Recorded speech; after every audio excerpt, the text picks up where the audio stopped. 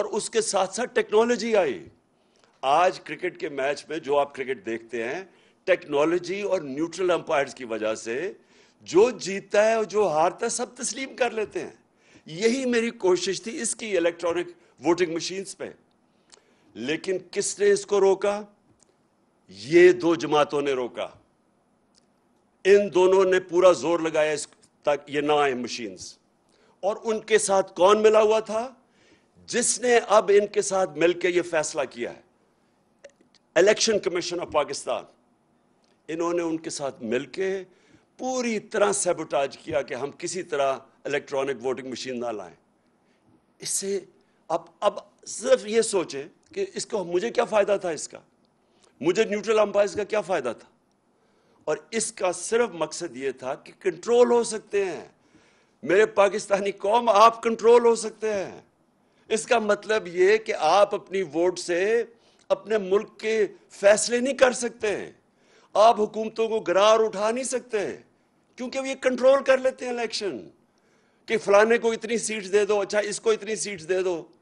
یہ اس طرح اس ملک کی جمہوریت کو سب سے بڑا طریقہ کنٹرول کرنے کا الیکشن کمیشن ہے، اور یہ طریقہ الیکشن کروانے کا.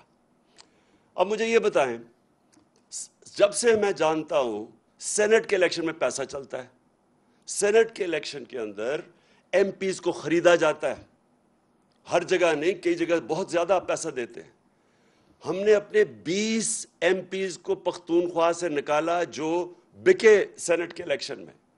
ان کی تصویریں بھی چلی کہ وہ پیسے 5-5 کروڑ روپیہ ان کو دے رہے ہیں، ان کی بلکہ ویڈیوز بھی چلی. ہم نے پوری کوشش کی کہ جناب شو آف ہینڈز کریں، آپ کیوں یہ خفیہ ووٹنگ کرتے ہیں جب آپ کو پتہ ہے پیسہ چلتا ہے. سپریم کورٹ کو میں داد دوں گا، انہوں نے کہا کہ ووٹ کو ویریفائی کرنا، یعنی کہ پتہ چلنا چاہیے کہ ووٹ ایک میرا ایم پی کس کو ووٹ کر رہا ہے. اس الیکشن کمیشن نے نہیں ہونے دیا. اور پھر یوسف رضا گیلانی کے الیکشن میں پیسہ چلتے ہوئے ویڈیو پکڑی گئی. وہ ویڈیو پکڑی گئی.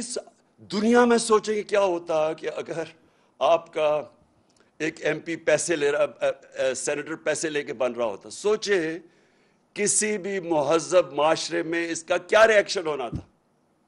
لیکن یہ الیکشن کمیشن بیٹھا ہے، اس کو کوئی فرق نہیں پڑا. پھر بائی الیکشن ہوا خانیوال میں، پیسے دیتے ہوئے لوگ پکڑے گئے. لاہور میں الیکشن ہوا، پیسے دیتے ہوئے پکڑے گئے. پھر یہ ہماری منڈی لگی یہاں سندھ ہاؤس میں، ساروں کو پتا تھا ریٹ کتنا ہے، 20 سے 25 کروڑ روپیہ لوگوں کو ایم پیز کو خریدا جا رہا ہے، ایم این ایز کو.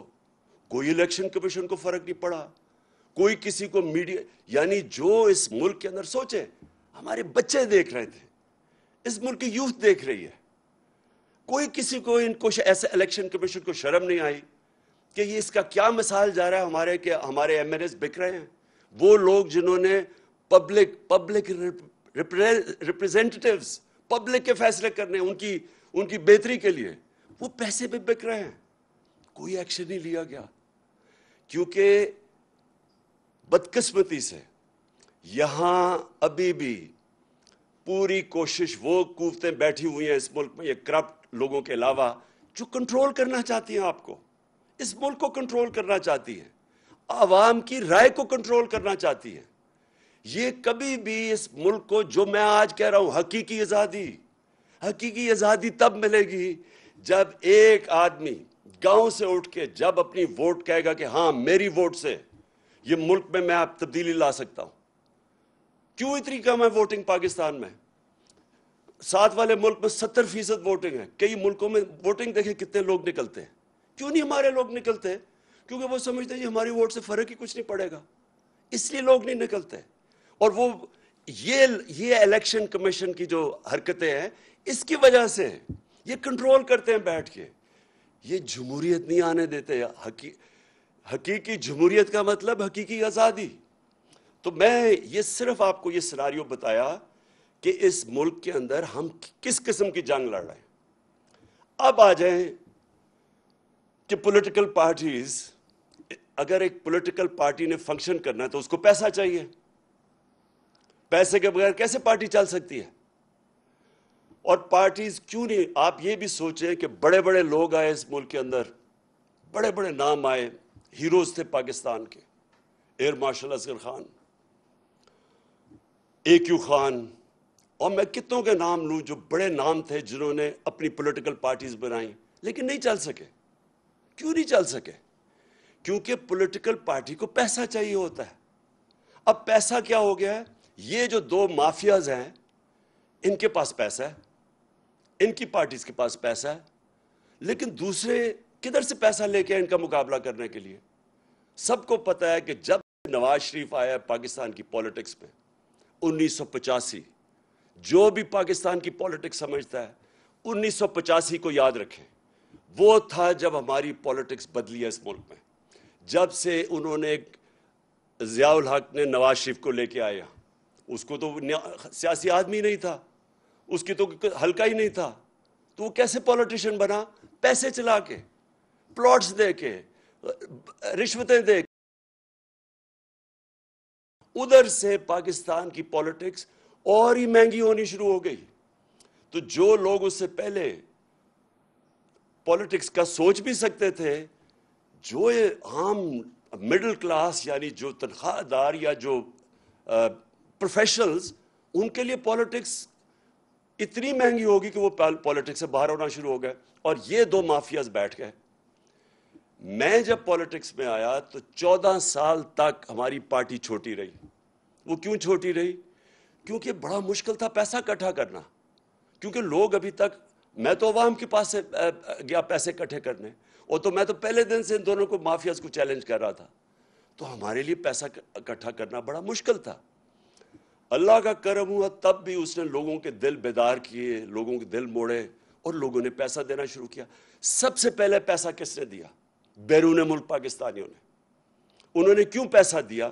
کیونکہ وہ سمجھ گئے تھے جو بیرونی ملک پاکستانی ہیں ان میں شعور ہے، کیونکہ انہوں نے ڈیموکریٹک سسٹمز دیکھے ہوئے ہیں، برطانیہ میں بیٹھے ہوئے ہیں، امریکہ میں بیٹھے ہیں، یورپ میں ہیں، ان کو پتہ ہے کہ ڈیموکریٹک سسٹم ہوتا کیا ہے۔ انہوں نے دیکھا کہ یہ دو مافیاز آ رہے ہیں، باریاں لے رہے ہیں، پیسے بنا رہے ہیں، تو انہوں نے سب سے پہلے مجھے سپورٹ کیا۔ تو وہ کیسے سپورٹ کیا؟ کیونکہ اس سے پہلے میں شوکت خانم کے لیے پیسے اکٹھے کرتا تھا۔ یہ یاد رکھیں کہ آدھا پیسہ شوکت خانم کا بیرون ملک پاکستانی دیتے ہیں۔ تو انہی لوگوں نے پھر میں وہاں جب پیسے اکٹھے کرتا تھا امریکہ میں، برطانیہ میں، انہوں نے آہستہ آہستہ انہوں نے کہا ہم آپ کی پارٹی کو بھی پیسہ دینا چاہتے ہیں۔ تو پہلے پیسہ ادھر سے اکٹھا ہوا، اور یہ پہلی دفعہ، اب سب کے لیے یہ بات سمجھنے والی ہے، پہلی پارٹی جس نے پاکستان میں پولیٹیکل فنڈ ریزنگ کی وہ تھی تحریک انصاف، اور اس نے باقاعدہ، اور پولیٹیکل فنڈ ریزنگ کیا ہوتی ہے؟ مثلا برطانیہ کی پارٹیز کیسے پیسے اکٹھا کرتی ہے؟ وہ کھانے کرتی ہیں، کھانے پہ لوگ آتے ہیں، لوگ ہر ٹیبل خریدتے ہیں، وہ ان ڈونیشن سے وہ پھر پارٹی کی طرف جاتی ہے۔ یہ امریکہ میں بھی ہے، انگلینڈ میں بھی ہے، ساری دنیا میں ہے کہ پولیٹیکل پارٹیز فنڈ ریزنگ کرتی ہیں۔ ان دو پارٹی سے پوچھیں کہ انہوں نے کیوں نہیں فنڈ ریزنگ کی؟